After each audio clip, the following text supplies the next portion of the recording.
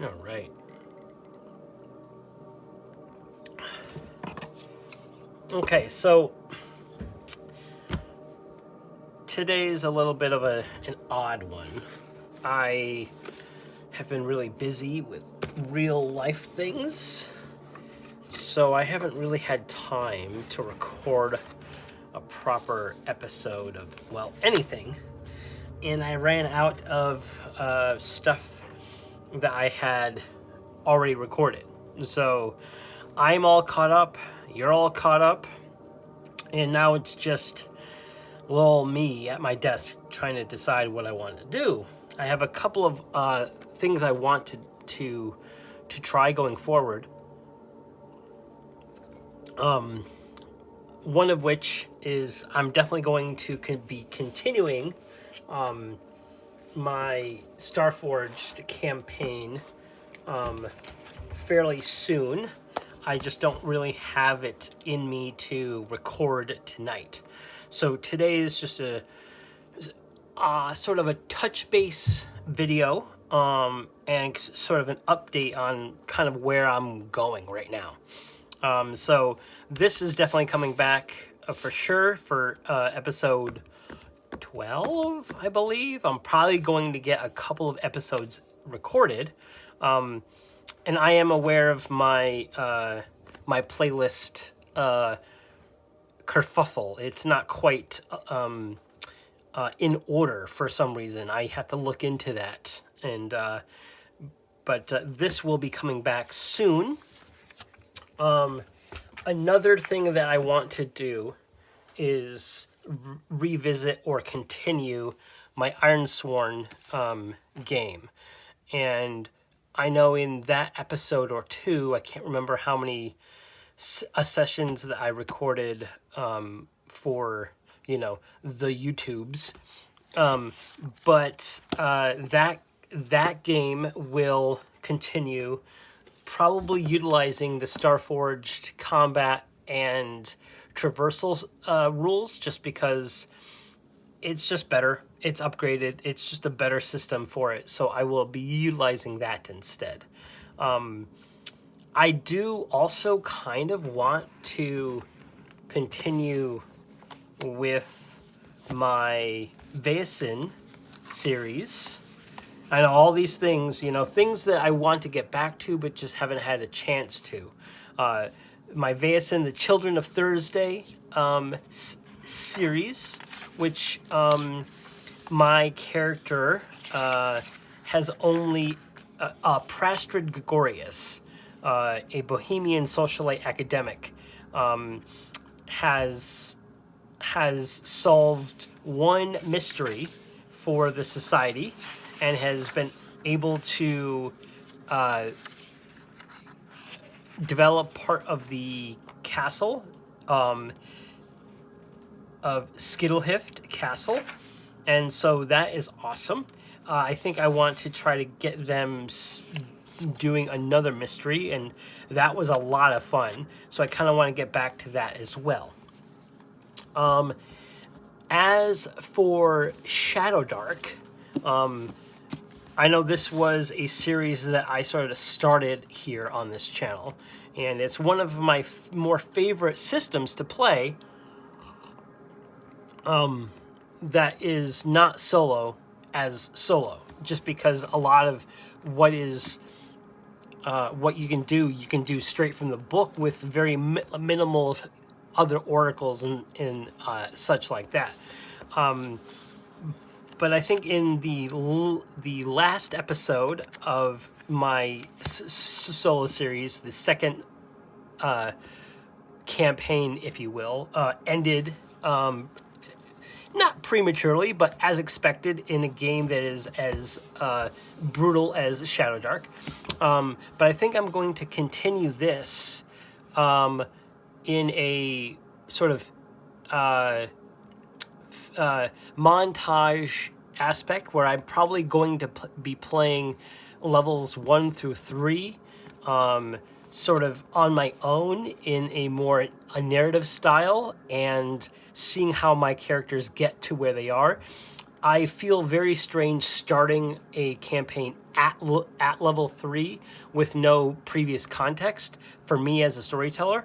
So I'm going to do that off camera to save time for basically camera recording sessions. So don't worry, Shadow Dark will definitely be returning for sure. I just don't know in what capacity or how I'm going to, like, what stories are involved, if I'm going to run a full party or just one character again. Don't really know. We'll see how that flows. And then another thing is, I think I want to sort of go over more of my kit.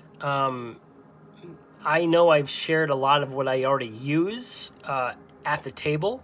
You are looking at one right now, the Solo Game Master's Guide. I use its principles nonstop all the time. It is a godsend of a book for any soloist, but also in general it has some really good advice to get into any sort of gaming at the table that you're doing on your own. And it could be solo tabletop role-playing games. It could also be board gaming. And that. I also, I have off, that way, I have a couple of board games that I also want to play. There is one called Into the Dark Sector, or something. Yes. Escape from the Dark Sector. It is a procedural story-based game that uses the element of building a party of 2 characters as a soloist, where you kind of turn cards over to kind of interact with various scenes, and then you move forward with combat or event resolution and stuff like that. And that is something I want to get to the table. I just haven't figured out how best to present it. Also, I'm very rusty. I haven't played it in a while, and I only played it a couple of times, but I really, really enjoyed it. And I have definitely been playing still Carnithalis, Into the Midnight Throne, for sure. I've been playing this still. I just want to take a break from it at the table for YouTube. Mostly because whenever I press record and shoot for y'all up in the universe, the dice are kind of against me, and I've only ever gotten close to dying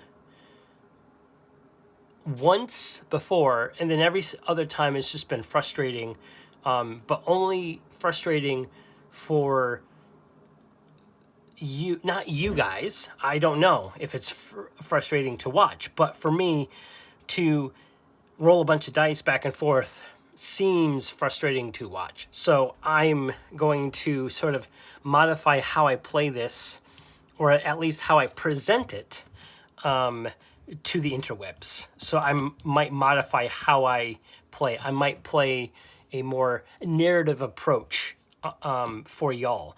But this game has been amazing, and Alex over at Black Oath Entertainment has been phenomenal for the community. He has been updating the rules. He's been giving pointers and suggestions on the game, and that's awesome. And the new edition of the first issue of the Valorian Codex is a nice addition to the game. So this will come back, just in a different form than what you have seen before. As for like ongoing projects that have been going on in the background, I've been sort of doing other non-table stuff. I've been playing some video games. I have been doing house chores and various things. It is springtime around here. So we have lots of stuff to do. So my time to allot to this is getting slim, if you will. The next thing that I sort of want to touch on is it goes along the lines of touching base on the tools of the trade, so to speak. Kind of going over my setup, but also kind of going over why I'm doing what I'm doing. I want to address the fact that at least there's more than 500 of you at this time of recording. And I don't really understand.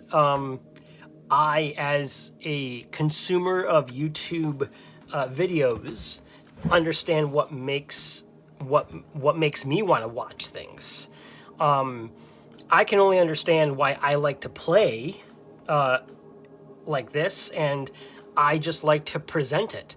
I've always been that kind of person, so I've always been someone who likes to think out loud, so to speak, to let things kind of flow off of my, well, you know, my storytelling is off the cuff. My thinking is just off the dome, and the way I react to gaming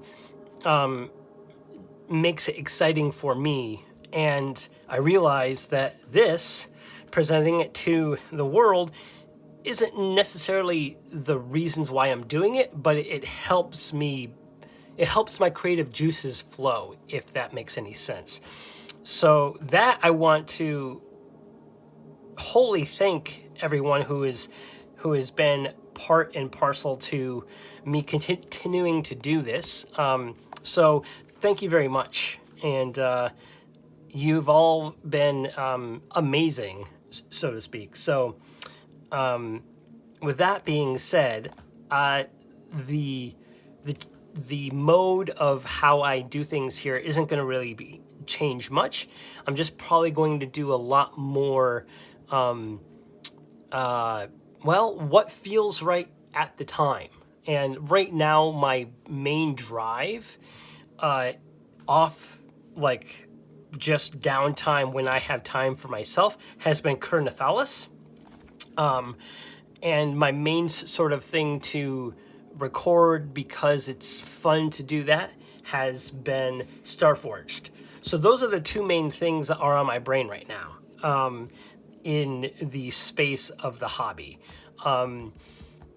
And there have been other things that have been creeping into my brain, like when will I go back to this game or that game, or are people even interested in this, yada, yada, yada, all that. And I do need to remind myself that I'm doing this because it's a log of my journey, not a journey to, become something that I don't want. And I don't really know how to quantify that outside of, in my brain, I'm not looking for, recognition, so to speak, or I'm not looking for a following per se. I just like this hobby. I like interacting with people in the hobby itself. And it's amazing that there are so many people doing it differently too. And I think that's so cool. I think that is so amazing. And yeah, I just want to share more of how I do things, period. And with that, I've been wanting to do a cyberpunk thing as well. I know I just kind of hopped off of that, but the next sort of thing that I want to bring to the table for myself is a cyberpunk themed game. I have a few that are kind of percolating in the back. I have Cyborg, which is pretty cool. I've never played it strictly solo. I've used it as a rule set to play this kind of sprawlscape. It's a cyber city kit. This I'm using as an engine to create I think I went over this before. but I was able to create this like quadrant of a mega city that is effectively connected to space. It is intended usually for a game that has space travel and such, like Mothership, which I am familiar with, but I don't have it and have not played it. And Network 23 also don't. I've vaguely heard of it, but I'm not familiar with it at all. I got this specifically of how it generates a map, a unique style of a map for a large megacity, which is very, very cool. So I used that, but I used this is a character sheet from Cyborg. So I used a character from Cyborg and its rules to interact with the mega city that has been generated from Sprawlscape. But I haven't really figured out how best to play a multi-session game outside of just creating the city itself, which takes a while and is a little awkward for a video, I think. So I haven't really figured it out yet. And right now I don't want to keep... I say this, and I know I'm going to sound weird when I say this out loud, but I don't want to keep adding too many logs to the fire. But I obviously like to add logs to the fire. I mean, I have many ongoing things in my head. My main one is, for me, because I like this system so much, is Starforged, coupled with Vaults of Varn. And then there is Kernathalis, which has just been something I've been really enjoying. There's Ironsworn. There's all the others. Now I want to do a cyberpunk game. And a lot of these invite longer sort of things, like multiple sessions. And I guess if I was on my own with nothing else to do, and I had lots of time on my hands, I probably would do that. But as it stands, I don't. So I'm just sort of spitballing the things I want to do, so I can have it as a log mostly, so I can go back to this video and go, oh yeah, I wanted to do that. That's what I'll do next. Because if you're like me and you're staring at your library of books and you go, oh yeah, I would love to play that, then what's stopping you, right? And for me, I don't know what it is, but there's that hurdle, that like barricade between me and playing the game. And it's only myself. It's only me getting in my own way about it, which is such a weird thing.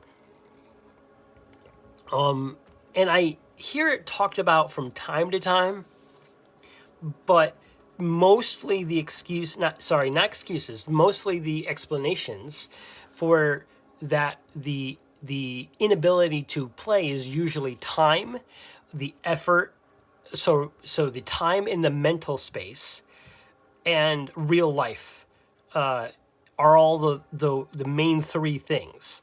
You know, a game that takes 2 hours to play and you only have 45 minutes, you just will never play that game in your head. Then there's games that might feel like you need to be in the headspace for, so you don't ever get to play them because you're never in the headspace for it. And then there's the real life things. For me right now, it's spring and we have lots of stuff going on in the house, so I don't get to play as often. But barring all of those obvious things that get in the way, there's no reason why I can't just say, you know what? I'm going to sit down with this book right now. I'm going to turn the page and I'm going to start creating a character. Or I'm going to go into the back of the book and I'm going to look at all the various locations and spaces that I could plop that character onto. There's no reason why I can't just play. Remember, everything is playing. And the only thing you ever need in any game is what happens next, right? So just remember that. And that comes from this book. That comes from Geek Gamers. Again, I can't speak highly enough about this book and Geek Gamers herself and that channel. yes, I would wax poetic and be all blah, blah, blah about it, but yeah, you already know who she is. If you're here listening to me, you already know who she is. But yes, I get in a headspace where I can't play a game. And I think it's the same, and I don't know if anyone here has also played video games, where you have your library of video games, and the only thing that's stopping you is from pressing the game and just selecting the game and starting it. I have a lot of my games are on my console. I have an Xbox Series X, and I have lots of storage, so I have most of my games are downloaded. So I could just play. Open up the game and just start playing. But I start cycling through, and I just don't play. I get in my own headspace, and I haven't really figured out exactly what's going on, but I think there is an inherent sort of, I wouldn't call it fear, but hesitation and like the unknowing feeling that would happen if you didn't like what you saw when you started playing. Or maybe you thought, I'm just not in the headspace for it. So I won't play. I won't enjoy it. So you get in your own way, and that's really unfortunate. For me, I find that happens a lot. I have, turning my head now back to my library, and I have so many sort of games that I have played a little bit. I've read the books. I have gone over how to create characters or how to build a world, but I haven't really gone too much further than that. And again, I enjoyed those, and from using the mindset from this book, of course, everything is play. But I always wanted to revisit them and continue that story, continue that environment, continue that storytelling opportunities. But I just don't. Because I'm an idiot, apparently. But if I just turn around, and I'm going to grab a random book, and I'm going to try to be random. Well, not quite random. It was just the one that was easiest to open up to. So I pre-ordered A Crown and Skull from Runehammer Games. Not that, well, yeah, I pre-ordered it, so it wasn't that long ago now that it has been released. But there was something about the way this game was presented, and I had downloaded the quick start, and I definitely was like, yep, I love the idea of this. I love how freeform it feels. And of course, I'm just a fan of the Runehammer channel as well. You already know who he is. I definitely don't need to tell anyone who this guy is, but I find this actually quite difficult to wrap my head around. There's lots of things in here that feel solo friendly, like the mapless dungeons, the hex crawl nature of the game. The combat system is very procedural. The magic system is extremely open-ended. So a lot of it feels very easy to solo in terms of headspace. Like, oh, I can understand that, you know. But the way the game is written and laid out in the book, it makes sense while I'm reading it, but I haven't been able to sort of fully wrap my head around it, you know. So I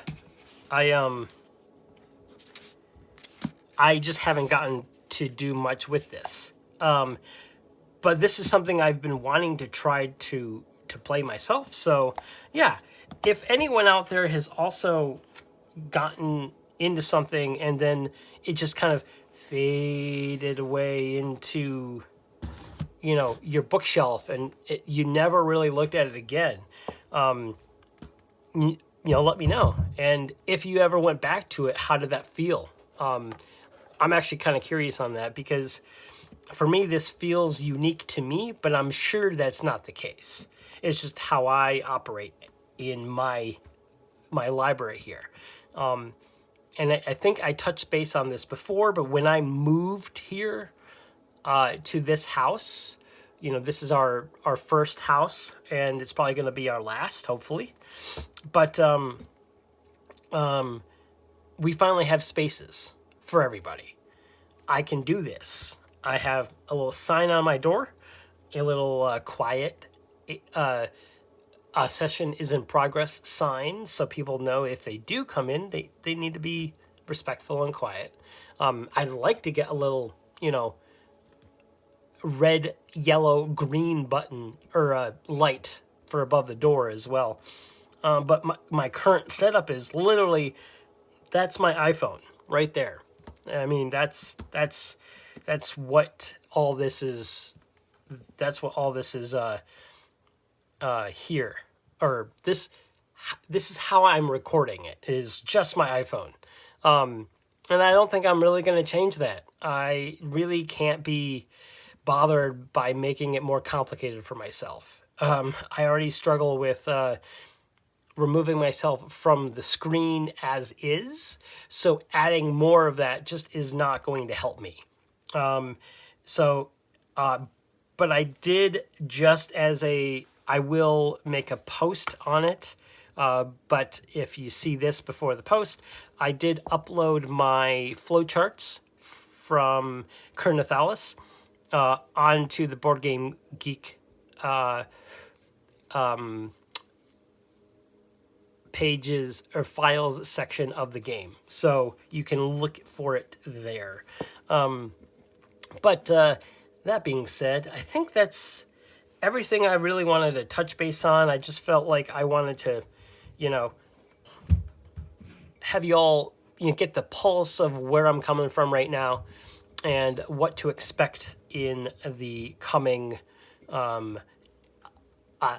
sessions of the channel. So